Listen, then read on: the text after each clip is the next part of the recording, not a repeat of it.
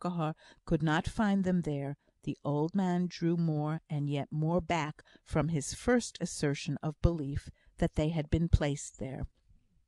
Mr Bradshaw wrote an angry and indignant reproach of carelessness to the insurance company.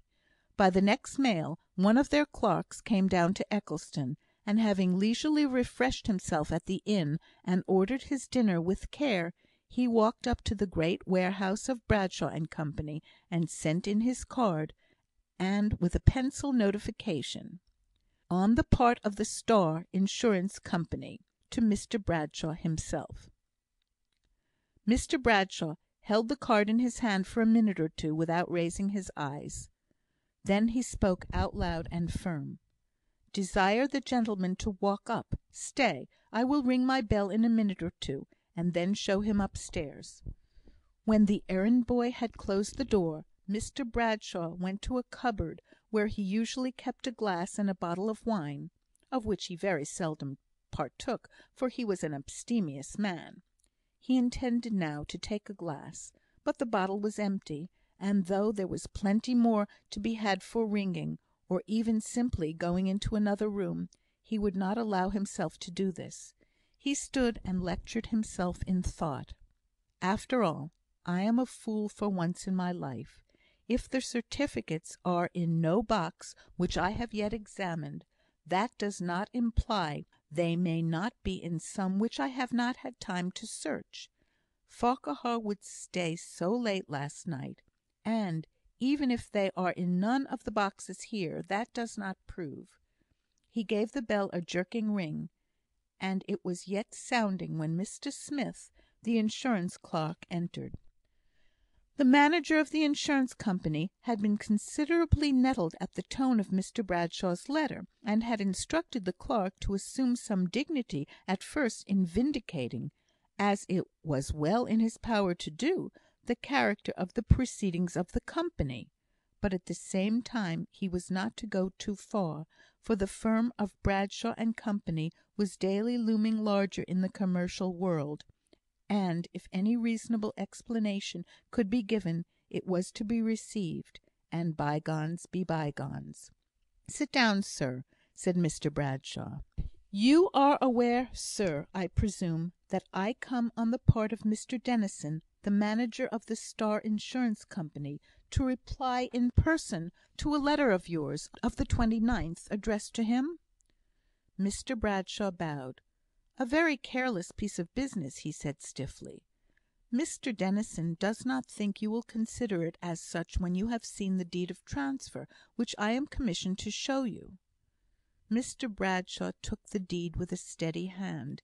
He wiped his spectacles quietly, without delay and without hurry, and adjusted them on his nose. It is possible that he was rather long in looking over the document. At least, the clerk had just begun to wonder if he was reading through the whole of it, instead of merely looking at the signature, when Mr Bradshaw said, "It is possible that it may be. Of course, you will allow me to take this paper to Mr Benson, to inquire if this be his signature." "There can be no doubt of it, I think, sir," said the clerk, calmly smiling, for he knew Mr Benson's signature well. "I don't know, sir, I don't know." He was speaking as if the pronunciation of every word required a separate effort of will, like a man who has received a slight paralytic stroke.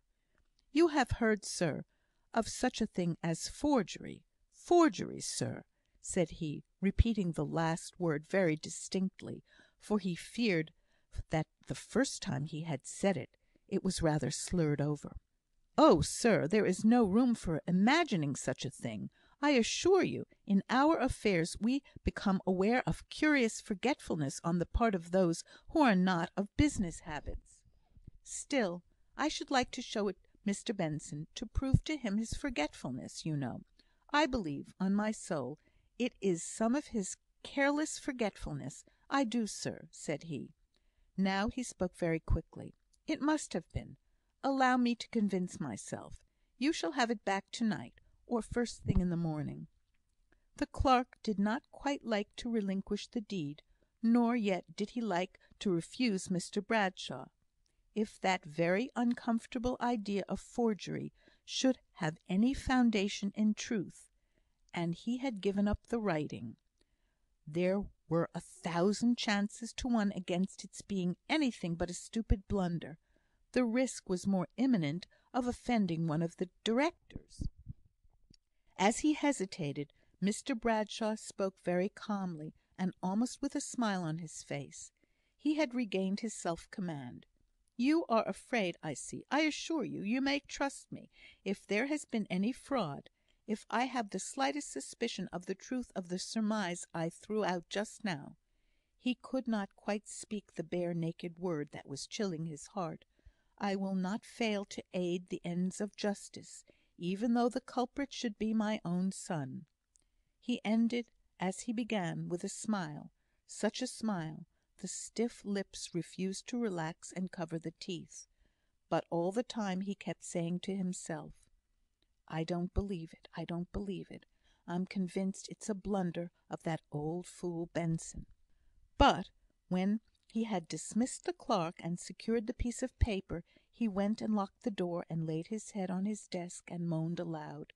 He had lingered in the office for the 2 previous nights, at first occupying himself in searching for the certificates of the insurance shares; but when all the boxes and other repositories for papers had been ransacked, the thought took hold of him that they might be in Richard's private desk; and, with the determination which overlooks the means to get at the end, he had first tried all his own keys on the complicated lock, and then broken it open with 2 decided blows of a poker, the instrument nearest at hand.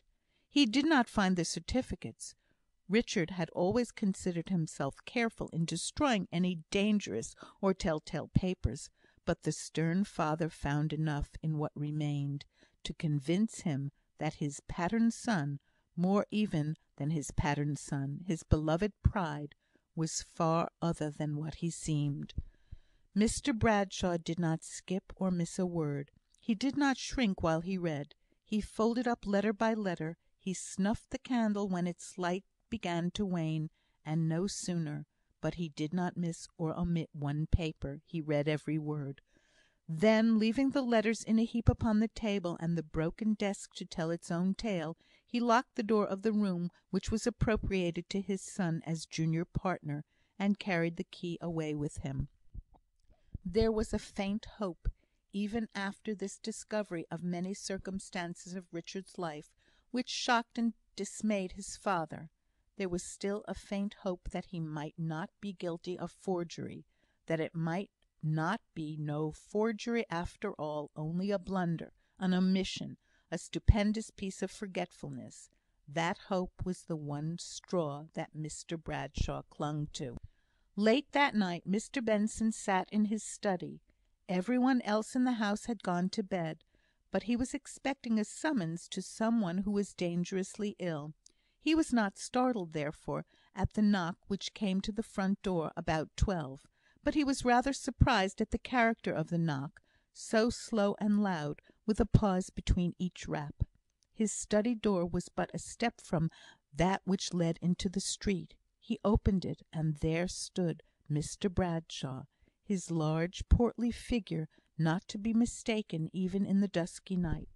He said, "That is right. It was you I wanted to see." And he walked straight into the study. Mr Benson followed, and shut the door.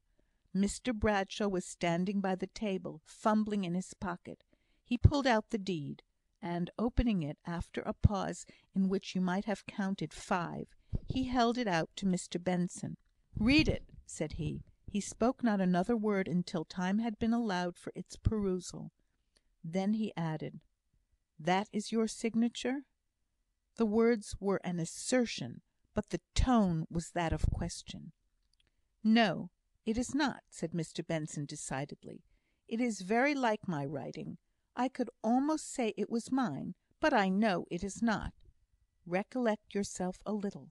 The date is August the 3rd of last year, 14 months ago. You may have forgotten it." The tone of the voice had a kind of eager entreaty in it, which Mr Benson did not notice. he was so startled at the fetch of his own